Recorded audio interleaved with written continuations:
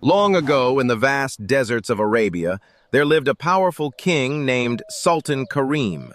His palace was built of marble and gold, its towers rising high into the sky, shining beneath the sun.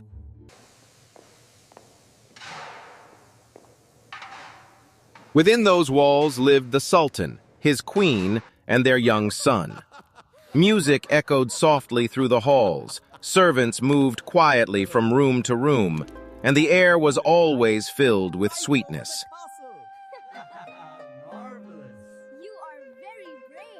Sultan Karim loved desserts more than anything else.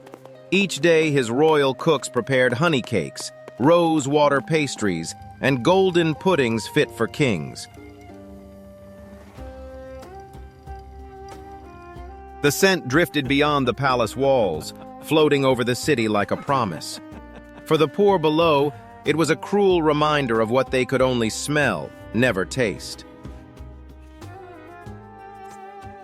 Among them lived a humble potter named Motu.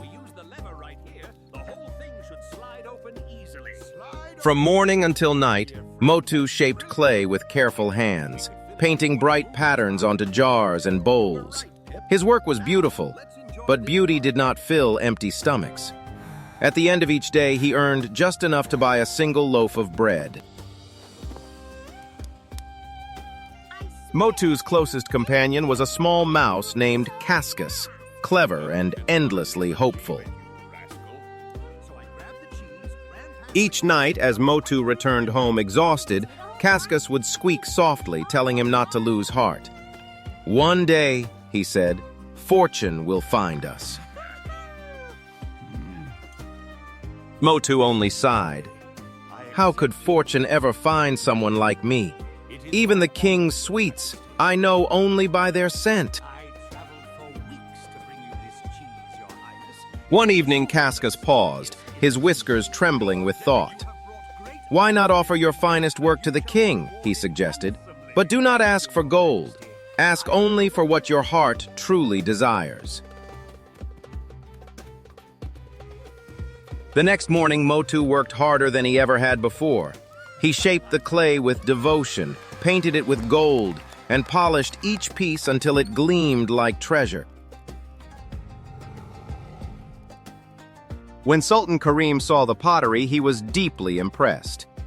"These are extraordinary," the king said warmly. "Tell me, Potter, what reward do you seek?" Secure the lanterns, everyone. The feast is ready. Motu bowed low. "Your Majesty, I ask not for riches, only a little sweetness for myself and my friends."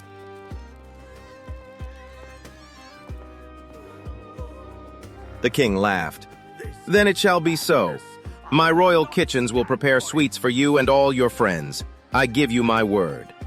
These reports from the border are deeply troubling. What counsel do you offer, Your Majesty? The situation is precarious. That very night, the mice of the city poured into the palace.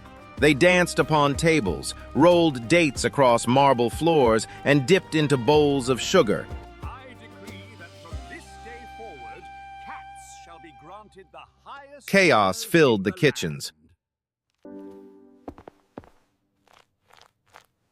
Terrified, the Sultan summoned his advisors. "Bring cats," they said. "Cats will chase the mice away." You will regret the day you crossed me. The mice fled, but soon the cats grew bold. They lounged on silk cushions, clawed royal carpets, and licked sugar from golden plates. "Bring dogs," the advisors suggested next.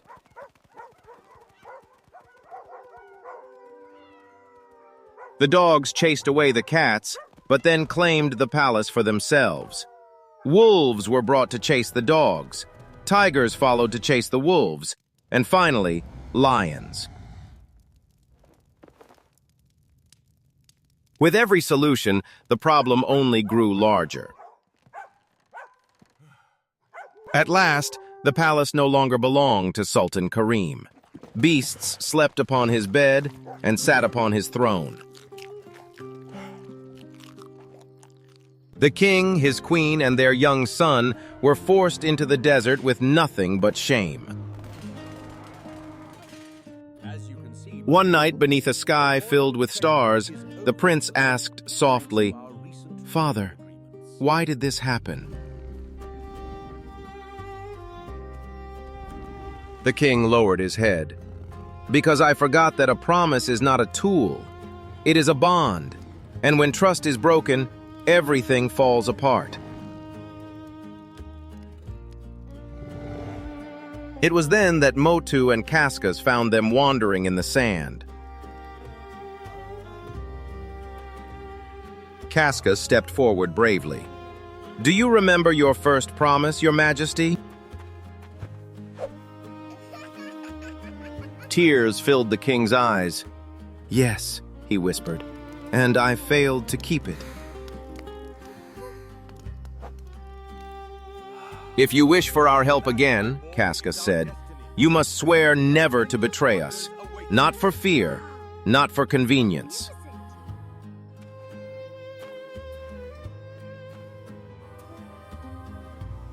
The king placed his hand over his heart. "I swear it. This time my word will stand until my final breath." On the soul more than the flames, my friend.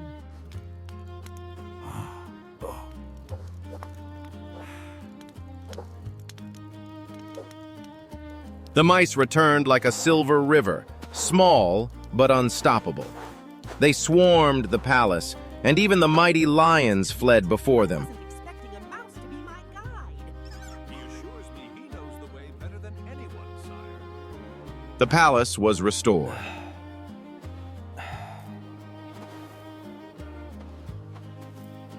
But the king was changed.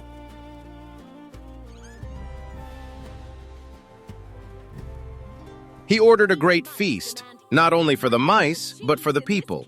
From that day forward, sweets were shared, not hoarded.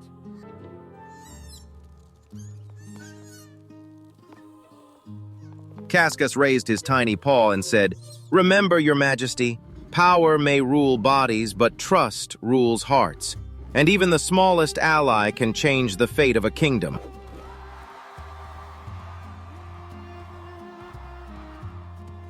The king bowed his head.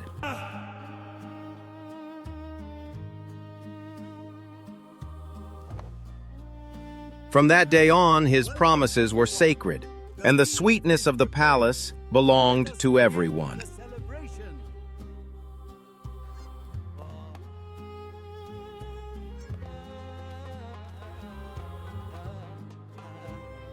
And that, Your Majesty, is why we absolutely need these truffles back for the Harvest Festival. I see. A most compelling argument, little one. I found these delicious snacks, and I believe they belong to me now. Ah, a resourceful little creature. Very well. Welcome to the feast. Please enjoy the finest treats we have to offer.